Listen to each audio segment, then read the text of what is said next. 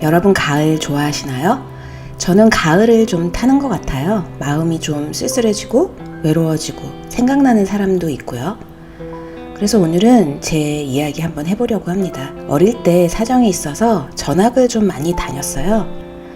초등학교 5학년 때 그렇게 전학을 한번 갔는데 그 학교에는 전교 1등 하는 여자애가 있었거든요. 얼굴도 하얗고 빨간 안경테에 예쁘고 선생님들도 좋아하는 그런 아이였죠. 그 친구 이름은 혜영이라고 할게요. 혜영이는 모든 게 다 좋아 보이는 친구였어요. 엄마 아빠가 늦둥이로 친구를 낳아서 이 다른 부모님들에 비해 좀 늙으신 거 말고는 그 동네에서 집도 꽤 좋은 데 살았고 공부도 늘 전교 1, 2등을 다투는 아이였으니까요. 저에게 그런 친구가 있다는 게 참 자랑스럽고 기분 좋은 그런 아이였죠. 그러다가 제가 또 중학교 1학년 때 다시 전학을 가게 됐어요. 그래서 혜영이랑은 그 다음부터는 전화를 하거나 편지를 주고받으면서 1년에 한두 번씩 먼 거리를 여행하듯 만남을 가졌던 것 같아요. 혜영이랑은 채 2년이 못 되는 시간을 같이 보낸 건데 긴 시간이 아니었는데도 굉장히 서로를 잘 알았고 친하게 지냈었어요. 그러다 어른이 되고 이 친구가 국어 선생님이 됐어요. 지금은 교권이 땅에 떨어졌다고 하지만 그때만 해도 선생님이라고 하면 굉장히 대단한 직업이었거든요. 그래서 좀 자랑스럽기도 하고 부럽기도 하고. 그런데 혜영이를 만나면 다 좋았는데 가끔 이상하다고 느낄 만한 행동을 하는 게 있었어요. 내내 밝게 웃으면서 잘 놀다가 갑자기 심하게 감정이 다운이 되는 거예요. 아마도 조울증이었던 것 같아요. 지금은 우울증이나 조울증에 대한 지식이 이 전문가가 아니라도 좀 알고 있는 게 있잖아요. 그런데 그때는 그런 게 있구나 뭐 정도지 우울증, 조울증이 얼마나 무서운 건지 제대로 알지 못했던 때고 혜영이가 밝게 놀다가 갑자기 급 우울해지는 게 전 너무 이해가 안 가고 자기 조절을 이렇게 못한다는 게 좀 답답하고 그랬던 것 같아요. 그런데 어느 날 그 혜영이가 집으로 찾아오겠다고 해서 주말에 왔어요. 제가 굉장히 인생에서 제일 바쁘게 지냈던 시기였는데 그래서 뭐 혼자 분주하게 밥도 해주고 뭐 커피도 타주고 하면서 정신없이 막 즐겁게 북적북적 둘이서 했는데 혜영이가 그냥 여기 와서 같이 얘기하자고 하더라고요. 그런데 저는 또 혼자 신나서 음악 듣자고 하고 떠들고 막상 혜영이가 하는 얘기는 듣지도 않고 그랬던 것 같아요. 그런데 그 친구가 갑자기 저한테 기대서 우는 거예요. 정말 놀랐어요. 그러면서 이런저런 얘기를 쭉 하는데 제가 그 친구의 그런 분위기를 감당하지 못했던 것 같아요. 그때 저는 정말 바보여가지고 혜영이의 이야기를 제대로 들어주지를 못했습니다. 왜냐하면 혜영이가 하는 말들이 제가 생각할 땐 별일이 아니라고 생각했거든요. 울면서 얘기하는데도 공감을 전혀 못했던 거죠. 그게 뭐 그렇게 힘든 일인가 혼자 판단해서 별일 아니라고 저 혼자 치부해버린 거예요. 그 친구는 울면서 막 얘기하는데 말이죠. 혜영이가 어려서부터 잘 살았고 공부도 잘했다고 했잖아요. 그래서 저는 혜영이가 힘들다고 고통스럽고 얘기를 해도 멘탈이 약한 걸로 판단을 했던 것 같아요. 정말 어리석고 바보 같고 교만한 행동이었죠. 사실 그 전에 혜영이가 우울증이 심해서 정신과에 다닌다는 얘기를 한 적 있었어요. 지금 같으면 얼마나 힘들면 그렇게까지 했을까 심각하게 생각했을 텐데 그래? 그럼 지금 괜찮겠네. 다 나았을 거야. 무성의하게 그랬던 것 같아요. 저한테 와서 기대해 온 날 그게 다시 오는 것 같아. 이렇게 하면서 울었어요. 그 무서운 게 다시 오는 것 같다면서 울면서 얘기하는 거예요. 그래서 저는 치료를 받았는데 왜? 게다가 그 친구는 결혼을 앞두고 있었거든요.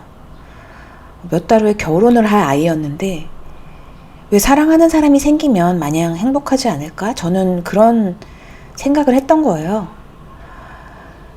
지금 생각하면 그게 다시 오는 게 얼마나 두려웠으면 절 찾아와서 그렇게 울었을까 싶은데 저는 겉으로는 그렇구나. 영혼 없이 공감하면서 속으로는 뭐 그렇게 힘들다고 제가 되게 하찮게 생각했던 것 같아요. 얼마나 매정하고 교만했는지 지금은 알지만 그때는 몰랐습니다. 그렇게 혜영이는 울다가 집으로 돌아갔어요. 아마도 저 때문에 더 쓸쓸해지지 않았을까 이후로 계속 생각하는데, 그때는 인지조차 하지 못한 채 그렇게 또 바쁜 시간이 흘러갔어요. 그리고 혜영이의 결혼식이 다가왔는데요. 결혼식이 10월이었어요. 결혼 전이라 되게 바쁘게 살고 있으려니 생각을 했고, 저도 굉장히 바빴기 때문에 신경을 못 썼죠. 결혼식 날만 받아놓고. 그런데 결혼식 한 달 정도를 앞두고 상상하지도 못할 소식이 들려왔습니다. 혜영이가 집에서 뛰어내린 거예요. 10층 정도 되는 아파트에 살고 있었는데 갑자기 달려나가서 뛰어내렸다고 하더라고요. 알고 보니까 부모님이 전부터 계속 혜영이를 지키고 계셨더라고요. 혜영이가 학교도 안 나가고 집에서 틀어박혀가지고 이불 뒤집어 쓰고 있으니까 위험하다고 생각을 하셨겠죠. 이런 일들이 종종 있었고, 그 기간이 좀 길었던 거예요, 이번에. 제가 말씀드렸잖아요. 부모님이 늦둥이로 친구를 낳았다고. 그래서 더 많이 늙으셨던 상황이었어요. 어머님도 암이셨고, 그런데도 이 친구가 죽을 것 같아서 계속 지키고 계셨던 거예요.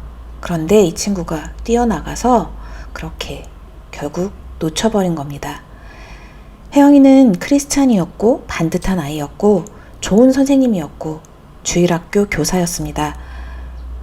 그 오랜 세월 친구로 있으면서 저는 그 친구가 자살이라는 걸 할 수 있는 아이라는 걸 전혀 몰랐습니다.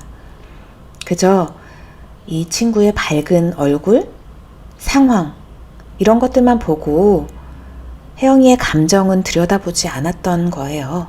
이 일은 제 인생에서 가장 큰 생채기로 남아 있습니다. 왜냐하면 제 생애 가장 좋은 친구를 황망하게 잃어버렸기 때문입니다.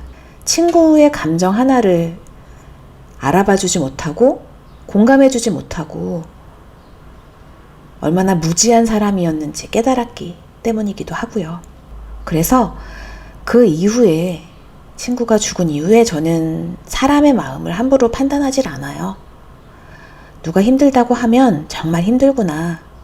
누가 죽고 싶다고 하면 정말 죽고 싶은가 보다. 어떡하지? 어떻게 도와주면 될까? 이런 생각을 고민하게 됐습니다. 혜영이가 죽고 굉장히 오랜 시간이 지났는데도 아직도 그 친구를 생각하면 마음이 아프고 그리워요. 지금 이 순간 혜영이가 있었다면 얼마나 좋았을까, 그런 생각을 자주 합니다. 그때 날 찾아왔을 때 안아주고 같이 울었으면 어땠을까? 방에 들어가서 이불 뒤집어 쓰고 있을 때 나랑 같이 나가자고, 맛있는 거 먹으러 나가자고 끌고 나왔으면 어땠을까? 방에서 누군가 죽으라고 자꾸 말한다고 했을 때 그럴 리가 없어, 그건 다 환청이야, 이렇게 할 게 아니라 그의 고통과 외로움을 조금이라도 위로해주고 공감해주고 달래줄 수 있었다면, 그런 마음의 깊이와 넓이가 있었다면 얼마나 좋았을까? 제 평생의 가장 큰 후회로, 상처로 남아있는 사건이었습니다. 우울증이 저는 영적인 공격이라는 걸 그때 알게 됐어요. 방에 있으면 죽어라, 나가서 죽어라, 이런 목소리가 들린다고 그 친구가 여러 번 얘기했었거든요. 사탄의 공격이고, 그것은 내 안에 자아가 하는 말이 아니라 사탄의 공격이라는 것을 저는 지금도 그렇게 생각해요.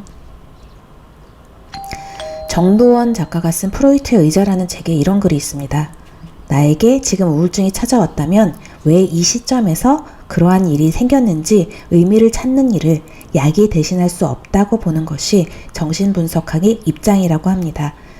남들 보기에 별일 아니라도 그 사람에겐 엄청난 고통일 수 있습니다. 오늘 제 오랜 친구 얘기를 해드렸는데요.